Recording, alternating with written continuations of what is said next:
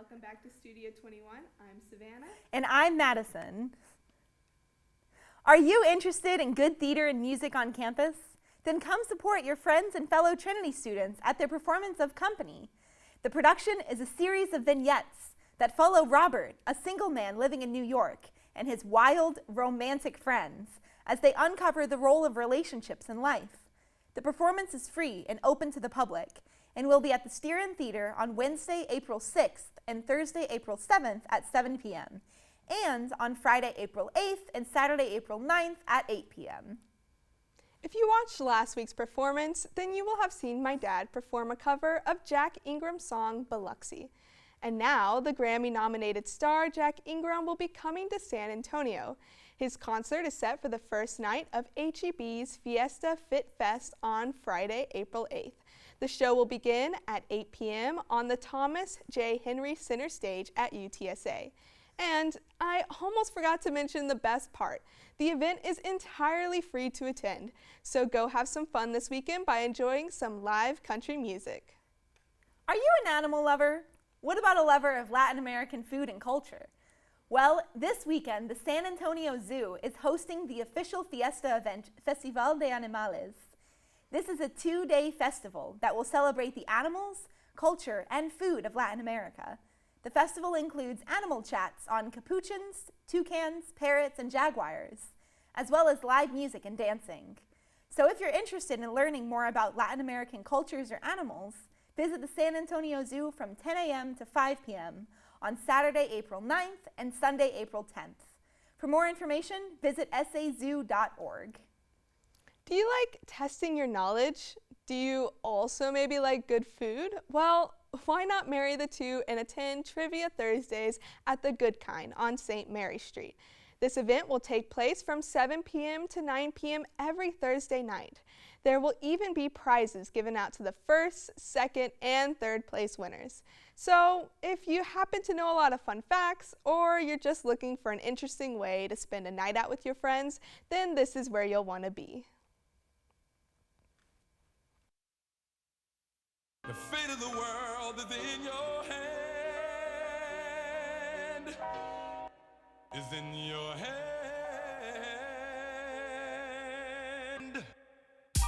The fate of the world is in your hand. All praises due to Allah. Respect to all my Christian brothers out there. All my synagogue brothers. All my Happy Christmas. Let's build together. Let's go.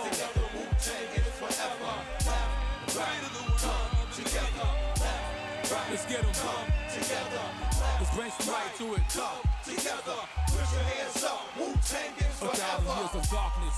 The world got struck with sorrow. Hallowed be thy name. We need a better tomorrow. Rejuvenate the blood through tendons and the bone marrow. Light always shine. We just trapped inside the earth's shadow. The sky is God's eye. The sun, the pupil, yes. The wise recognize a fool is unscrupulous. A coward dies 1,000 deaths. A liar lose 1,000 breaths.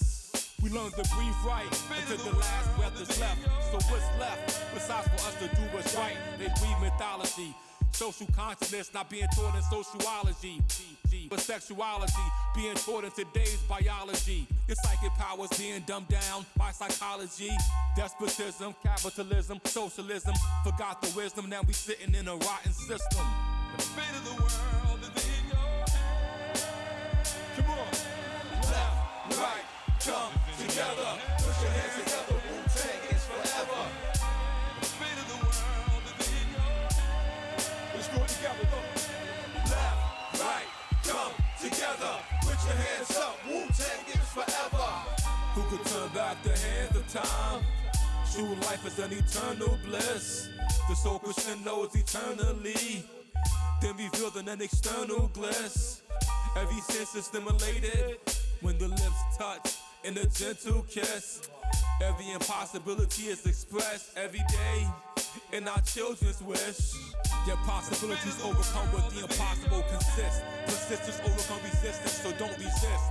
The God is most merciful and most merciless. Should be most wise to memorize a verse like this. Ruler zigzag, zigzag, risk his life for you. In the spiritual world, Wu-Tang clan had to fight for you. And we're victorious. Allah is the most high, the most glorious. So it's time to stand up. Come together, righteous warriors.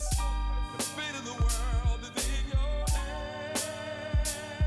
Come on, everybody. It's in your hands. Follow me, look. Left, right of the world come together. Left, right, come together. Left, right, come together. Put your hands up. Wu-Tang is forever. Left, right of the world come together. Left, right, come together. Left, right, come together. Put your hands up. Wu-Tang is forever. The fate of the world is in your hands. It's in your hand.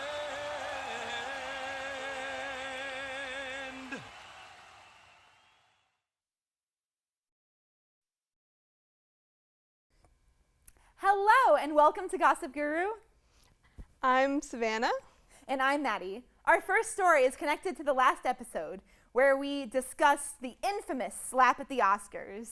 Oh, a bit of an aftermath? For sure. Many celebrities made statements about that incident, including Jim Carrey telling Chris Rock to sue Will Smith for $200 million. Wow. I know. Recently, Zoe Kravitz joined them.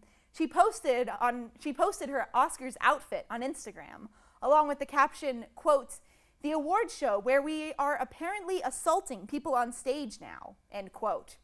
And she actually posted 2 different pictures with that caption. And no one stopped her? Apparently not.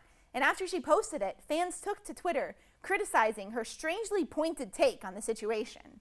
A take that seemingly many of her fans disagreed with and were surprised that she held that view. Well, I've heard plenty of weird takes about the incident, so what's really the big deal? Yeah, it wasn't technically a big deal, but after that minor bit of negative press, many people online released screenshots of an interview with Zoe Kravitz when she was 20 years old, making strange comments about Jaden Smith, who was 14 at the time, stating that she has to check what she says around him because he's 14. Obviously, she received major criticisms over these statements, as videos were also released of her calling him her date at premieres and other similar incidents. Man, that really is not a good look for her. And she's been on top of the world lately. But I'm not surprised that everyone turned on her in a second. Oh yeah, big time. 1 second she had it all, you know, with her role as Catwoman. It was setting her up as an A-lister. But after this Instagram post and screenshots, she promptly lost 400,000 followers on Instagram, and she lost a lot of respect for her role. It is definitely a good thing that she was called out on that, though. Definitely. Though it is strange that people had these damning screenshots for years, but couldn't get leverage in posting them until now. Not to mention that Jaden Smith is literally Will Smith's son. So she made those comments about Will Smith after sexualizing his teenage son when she was 20. Everything really did collapse on her within a day. Yeah, I know that her agent was crying themselves to sleep that night. Oh yeah, they are definitely fed up with her. Our next topic is on the Grammys, which took place Sunday, April 3rd. Do we have more big awards show drama? Nothing more than the usual. This year's Grammys are a little different from other years with the elimination of the Nominations Review Committee and 2 brand new awards. The 2 new awards were Best Global Musical Performance with Aruj Aftab winning and Best Musica Urbana Album with El Ultimo Tour del Mundo by Bad Bunny winning. Wow, those definitely seem like awards that should already have been there, especially if Bad Bunny is the one winning it. He's crazy popular. It does seem weird. Among the big awards of the night, Leave the Door Open by Silk Sonic won Song of the Year, and We Are by John Basti won Best Album, and Olivia Rodrigo won Best New Artist. I think that Olivia Rodrigo definitely deserved that one. She skyrocketed into fame this year like no one else this year. Yeah, it was definitely between her and Baby Keem, but I mean, it had to be her. The Grammys also included a range of performances including big artists like Billie Eilish, BTS, and Olivia Rodrigo. And even Billie Eilish's performance included a tribute to Taylor Hawkins, the Foo Fighters drummer who recently died. And I will say she killed that performance. She really can steal the show. But I would argue that BTS were the most memorable of the night, as always. It was definitely a night of all-star performances and minimal drama. That's all we have for you this week. Thank you for tuning in. I'm Savannah. And I'm Madison. We'll see you next week. Hello everybody and welcome to Emma Talking About Something. Very sorry to interrupt your Studio 21 viewing, but there's just breaking news from the Oscars this year. Did you guys hear? Will Smith brutally slapped Chris Rock on stage. Oh, wow! I am going to give a little background on that and also why people shouldn't care about it. So basically, Chris Rock made a joke. And it was off script, and it was bad. He compared Jada Pinkett Smith, who is Will Smith's wife, to G.I. Jane. Now, Jada Pinkett Smith has alopecia, which is a disease where your immune system just kind of thinks that your hair follicles are a disease, so it attacks them. So it results in a lot of hair loss. And Jada Pinkett Smith has been struggling with this disease for a while, and she's been a very good advocate for people who have that disease. And so he made a joke that was essentially mocking her for being bald when that is because of a disease, and she's an activist for that disease. So it was very out of line on his part. And it was Jada Pinkett Smith. She's been an activist for racial diversity in award shows for so long, and she also put her career on hold. She was in a bunch of big movies like The Matrix and the Scream franchises. She had pretty big roles in those. But she put her career on hold for her husband, Will Smith, and also for her kids. So Will Smith winning this award not only was a breakthrough in terms of more racial diversity in awards, but also in terms of her and her family, since her giving up her career for Will and then he wins this is essentially her award as well, since she was such a big part of that. And she wasn't even there to win an award, so it's kind of an unspoken rule that at award shows, if you're like doing a roast of someone, it has to be someone that's winning an award, because otherwise, like, what's the point? Like, you're not just gonna randomly go after some like audience member B. You're going to go after the people who are nominated. So not only was the joke rude, it was unnecessary and just out of line. So Will Smith got mad, went up there and slapped him. He was fine. It's not going to lead to anarchy. It's not going to lead to a rise in violence nationwide. It's really not as big of a deal as some people make it out to be. If anything, I think it was fun. I'm going to be honest. Slapping someone on stage and then winning Best Actor, that's a little iconic, and I feel like not enough people are talking about like how cool that is. That's like an action movie. So, but now apparently people are trying to like blacklist him. Will Smith, of all people, like, it's Will Smith. I don't see why people care, because I can name a lot of other celebrities who have done much worse. But they're fine, they're not being blacklisted, and there is a little bit of a trend of who gets a pass for these behaviors and who doesn't. So, just in conclusion, why do people care so much? He got slapped, he's fine. He barely stumbled. I don't see the huge deal with it, and I think it was entertaining. So, that's all I got for you today. See you next time. Hello, my name is Ian Sunder. And I'm Daphne Tat. Welcome to this week's release date. So we're having technical difficulties with the okay.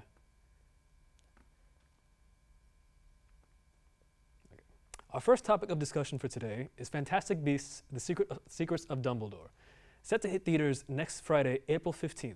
This movie is the third in the Fantastic Beasts series and stars Eddie Redmayne reprising his role as Newt Scamander, as well as Mads Mikkelsen playing Gellert Grindelwald, Catherine Waterston as Tina Goldstein, and Jude Law as Albus Dumbledore. In this film, the legendary Albus Dumbledore tasks magic zoologist Newt Scamander to stop Gellert Grindelwald's plan to take over the wizarding world. Scamander will lead an intrepid team of wizards and one muggle baker and encounter magical beasts old and new. I actually fell off from the wizarding world after the main film series ended, and I'm not too familiar with the new films. This trailer, though, has definitely rekindled my interests in the world of magic. I believe I saw the first film in the Fantastic Beasts series, but I did not find it particularly interesting. Nothing compared to the feeling of the original film series.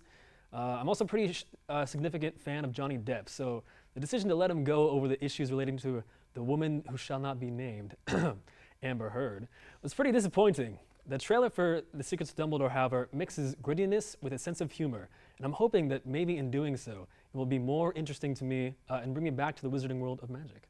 I think this movie has a lot going for it. I like the acting that I've seen, and I really enjoy the effects, which are what give the Wizarding World its magic touch. My favorite character so far is Jacob the Muggle. He only has one line in the trailer, but I've been playing it on repeat. Are you kidding me right now? While I did enjoy the Harry Potter books when I was younger, I've never been able to get into the movies, so I'm probably going to skip this one. Next, we have Pokemon Legends Arceus, developed by Game Freak and published by Nintendo. This game is the latest addition to the Pokemon franchise and was released worldwide on January 28, 2022. Pokemon Legends Arceus is the first Pokemon game to include a near fully open world landscape, rather than having a predetermined routes that most Pokemon fans are familiar with. Set in the Hisui region, the Sinnoh region long before the events of Diamond and Pearl, you play as a young boy or girl sent back through time to a period in which humanity had not yet developed into expansive towns and cities. Not only that, but the relationship between Pokemon and humans had also not developed, with many humans at that time still harboring fear and mistrust of Pokemon. Speaking of the Pokemon in the game, the Hisuian Pokédex hosts 242 Pokemon from the first 7 generations of the mainline series. That's about 100 more Pokemon to catch than most main game series. Wow, that's quite a lot. Are you supposed to catch all of them? Well, the main story questline does not require you to catch every single Pokemon, and you can finish those quests in about 25 to 30 hours. The ultimate goal of any Pokemon game, though, is to catch them all. So after the first act of the game, you can still continue to play after the credits roll. The game also includes some new Pokemon variations and regional forms too. More specifically, the Pokemon with Hisuian variants include Decidueye, Typhlosion, Samurott, Quillfish, Sliggoo, Goodra, Growlithe, Arcanine, Voltorb, Electrode, Sneasel, Alvalug, Zoroa, Zoroark, and Braviary. The whole open world aspect of the game also leads the player to interact with Pokemon in a completely different way. Players can now watch Pokemon from afar, sneak up on them, and strategize how to engage, fight, capture, or flee from them as well. Fleeing might be an especially important factor since there are now alpha Pokemon too, which foster a larger size and more power overall, meaning that they might just aim to knock your player unconscious. This is a huge step away from the normal formula Game Freak has been following for prior Pokemon games. But so far, their gamble has definitely paid off, having been widely successful and accepted by many Pokemon fans, myself included. From what I've seen, the only complaints I've noticed were that the open world aspect of the game felt a little too empty in a sense, with not enough environmental development, i.e. plant life and structured terrain. Personally though, after the first couple generations of Pokemon, up to Gen 4 about, my interest in Pokemon dwindled quite significantly afterwards. But seeing people play Pokemon Legends Arceus, I'm definitely going to jump back into that world. I've seen a lot on this game and it is mind-blowing. I think this is what Pokemon is supposed to be, exploring an open world and catching Pokemon. I like all the callbacks to previous Pokemon games, and it's exciting to see both old and new Pokemon in the same world. This game also becomes a lot different when the Pokemon start attacking you instead of attacking your Pokemon. Since it's been confirmed that Pokemon will be using this open world format for the upcoming games, Scarlet and Violet, I'm extra glad they're going down this new track. That's all we have for this week. I'm Ian. And I'm Daphne, and we'll see you next week on Release Date. Now let's see the Tiger TV and KRTU's interview with Paper Tiger. Hey everybody, we're here at Paper Tiger. Together Pangea is about to perform, and we're going to be getting a band interview as well as some fan interviews.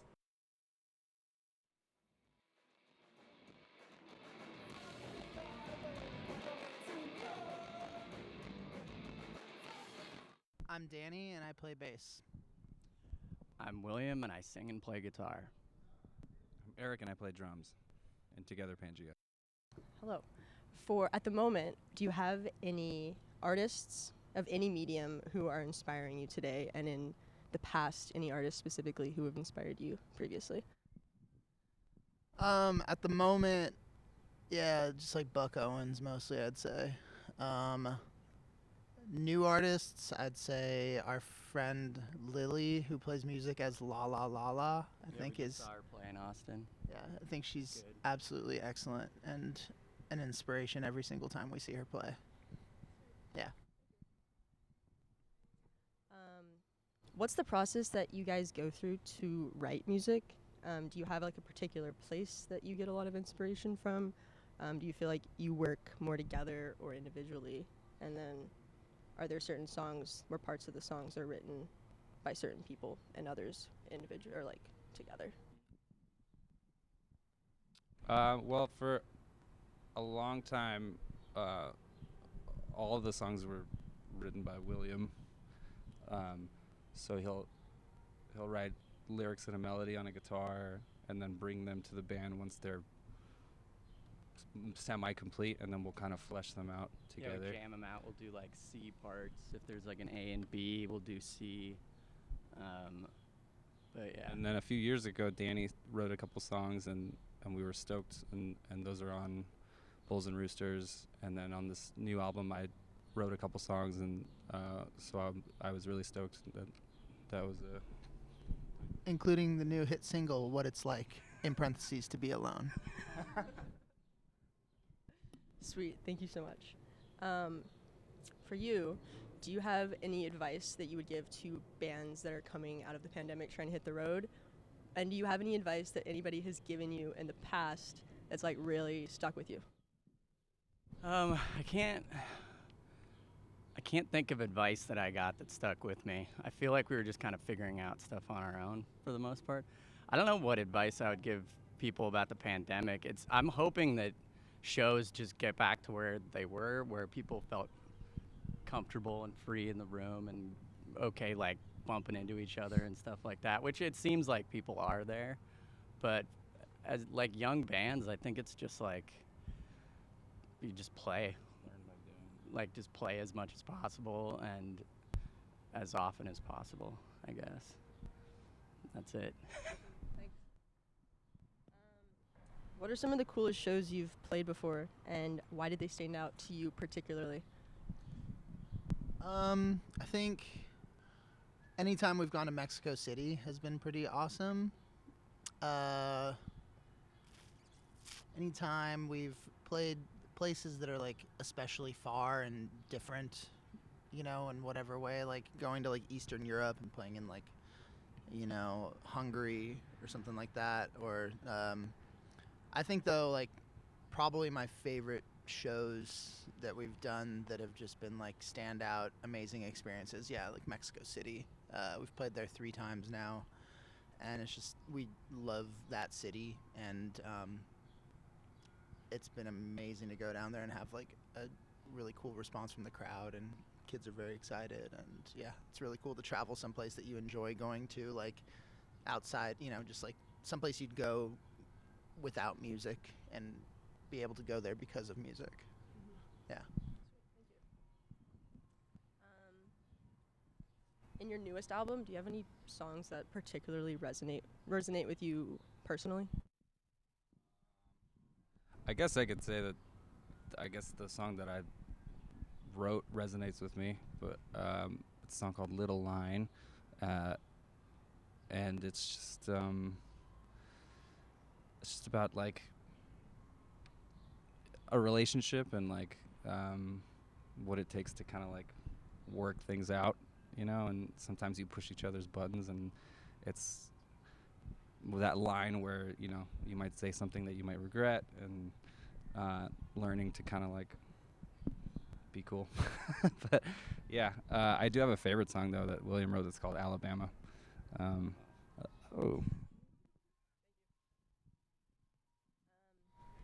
When you're on stage, how do you feel? How do I feel? I guess it's kind of like getting in a fight or whatever. Like you get like all those chemicals going. But it feels good, like it's exciting, I guess. I recently stopped drinking, like period. And it's like it's a little bit of a different experience to play live. It's still the same, like you get all this energy and excited, but just sort of more aware of the little things and stuff. I don't know, I love playing music, and it's good to be able to do it again. Yeah. And then lastly, is there anything in particular that you want your listeners to walk away from when they listen to your music? That's a tough question.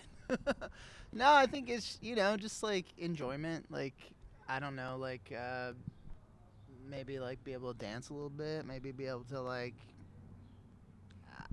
enjoy the lyrics and the rhythms and things like that. I don't know. That's a interesting question because I feel like I don't know what we necessarily. I guess we do. We like write songs for people to interact with in a live space, but I don't know what that means outside of the live space for the listener. Well, I think at least for the time that you're at the show, I think you're hopefully just forgetting about how crazy the world is, and you can just have fun. Yeah. Thank you guys so much. That's all the questions I had for you. I really appreciate your time. Yeah. See ya. Yeah, absolutely. Thank you.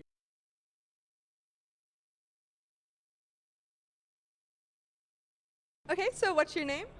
Zachary. Have you been a fan of Pangea for long?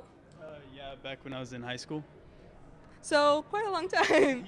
Is there a favorite song of yours? I really like Sick Shit and Battle Act. Cool. So are you excited for the show? Yeah, I've never been to Paper Tiger, and so once I saw that these people were playing, I was like, oh, hell yeah, I'm going to take this. That's great. Well, thank you. Of course. So what's your name? Jacob. Nice to meet you. And have you been a fan of Together Pangea for long? Yes, I have. How long? I'd say about a year. Cool. And have you been to Paper Tiger before? So many times. Really? So you're a regular. I like it so. Any other bands that you've seen here that you really liked? There've been a lot. I mean, there's this one guy, Ellis Redden. He's really small, but he's really good. Like one of the best shows I've ever seen. I went to this one like a couple months ago. It was for DRI. It was like 8 hours long. It was something for sure. Well, thank you so much, and we hope you enjoyed the show. Thank you. So, what's your name? Violet. Nice to meet you. Have you been a fan of Together Pangea for long? Yeah, since like 2017. Wow. Is there a particular song you're really wanting to hear tonight? Catman. Yeah, from Battle Act. It just the bass in it. I don't know. Just the scream. It's just so good. So, what made you get really interested in this band? Sheesh. I don't know. Just everything. Like the lyrics, his voice. It's just a feel good band for me. You know. Good. Well, we hope you have a really good time tonight. Thank you so much. So, tell us, what's your name? My name's Omar. Cool, and you have a really interesting fit going on here. My stepmom's, I think. Oh, really? That's really cool. Yeah, I found it in my closet, so. Well, it works great.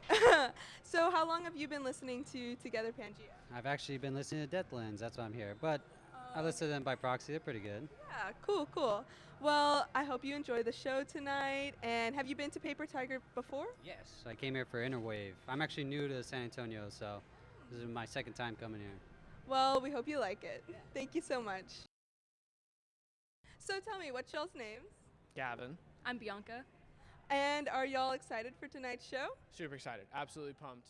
Very excited. Through the roof.